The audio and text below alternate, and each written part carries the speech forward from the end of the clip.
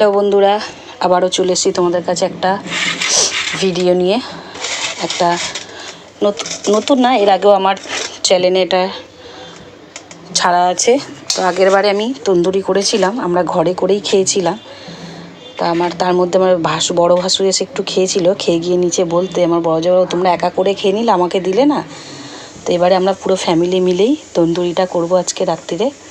তো তার জন্য চিকেনটা জানো তন্দুরি করতে গেলে সারাদিন ম্যারিনেট করে রাখতে হয়। তো আজকে দেখো একটা বড় পাত্রে নিয়ে নিয়েছি, আর এক ঝুড়ি দেখো বড় বড় পিস চিকেন নিয়ে নিয়েছি। আমার কর্তামশাই বলছিল এগুলো অনেক বড় বড় পিস, এগুলো কেটে ছোট করো। তা আমার বড় যা বললো কি না, কোনো কাটাকাটি হবে না, এক একজনকে এক একটা পিস ধরে দিয়ে দেবে। তো দেখো এক ঝুড়ি চিকেন এখানে ধুয়ে নিয়েছি আমি। আর কী কী দিয়ে ম্যারিনেশন করব দেখো, এখানে আছে টক দই, নুন আছে, আদা রসুন পেস্ট, গরম মশলা, লঙ্কার গুঁড়ো, জিরের গুঁড়ো, ধনে গুঁড়ো, আর এটা আছে লেবুর রস, আর এটা একটু সাদা তেল। তো এই জিনিসগুলো, এই উপকরণগুলো দিয়ে আমি কিন্তু আজকে তন্দুরির চিকেনটা ম্যারিনেট করব। তো চলো আগে চিকেন মশলাগুলো দিয়ে আমি একসাথে মাখিয়ে নিই, তারপরে আমি চিকেনগুলো এক এক করে মশলার সাথে মাখাবো। আগে দিলাম টক দই,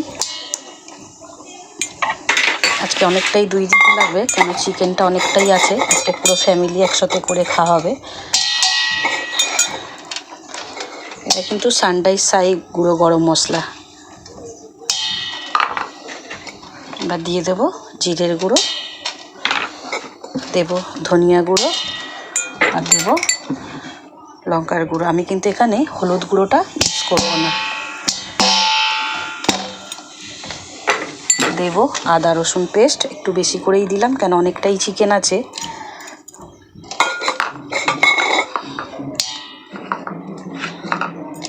দেব একটু সাদা তেল, দেব লেবুর রস। মশলাটা ভালো করে আগে মাখিয়ে নিই, এর মধ্যে একে একে চিকেনগুলোকে দিয়ে মিলাবো।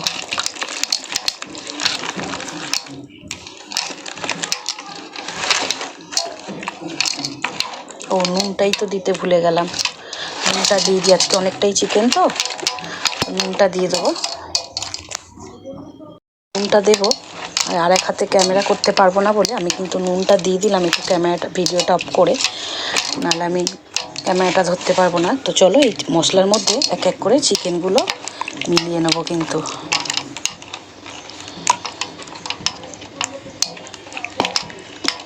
প্রত্যেকটা এরম করে মাখিয়ে নেব, নিয়ে একটু সাইড করে রাখবো, কেন অনেকটাই চিকেন আছে, নাহলে কিছু চিকেনে মশলা লাগবে, কিছু চিকেনে মশলা লাগবে না।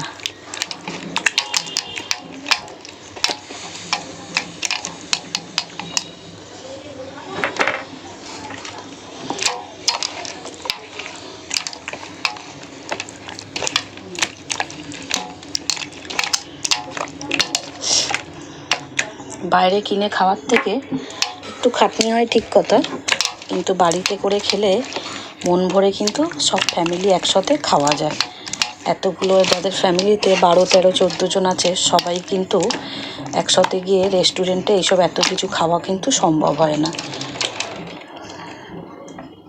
যদিও তোমরা বলবে কেন হয় না, সবাই তো অর্থনীতি সমান না, তো সবটাই বুঝেই করতে হয়, সবাই ইনকামও সমান না। তা আমার মতে বলে সবাই একসাথে যদি আনন্দ করতে চাও পুরো ফ্যামিলি, এরম ঘরেই কিন্তু এনে একটু সবাই মিলে হাতাহাতি করে, যারা আর কি এগুলো করো না, সবাই মিলে 5 জন মিলে করলে আমার মতে বলে এতে পুরো ফ্যামিলির একসাথে খাওয়াও হলো, আনন্দও হলো।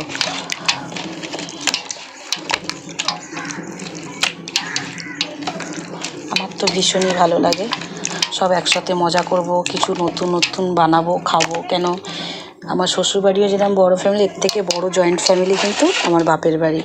আমার বাবা মাকেও দেখে এসেছি এতদিন ধরে, কোনো কিছু একটা হলে সবাইকে ডেকে টুকে একসাথে করে খাওয়া। সেখান থেকেই বড়দের দেখে, বলে না বড়দের দেখে ছোটরা শেখে, তো সেখান থেকেই শিক্ষা লাভ বাবা মার দেখে।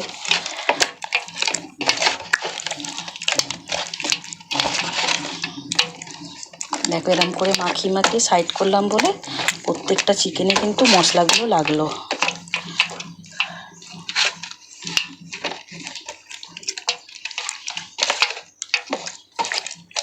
আমি চিকেনগুলোকে একটু ছিঁড়েও দিয়েছি, নাহলে যেগুলো সলিড চিকেনের যেইগুলোর দিকে, নাহলে চিকেনগুলো কিন্তু হওয়ার পরে অতটা টেস্ট লাগবে না।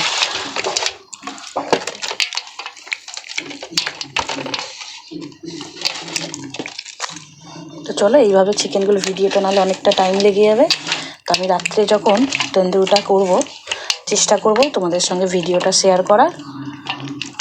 তো এখন এইভাবে অনেক বড় হয়ে যাচ্ছে ভিডিওটা, আমি এখানেই স্কিপ করলাম।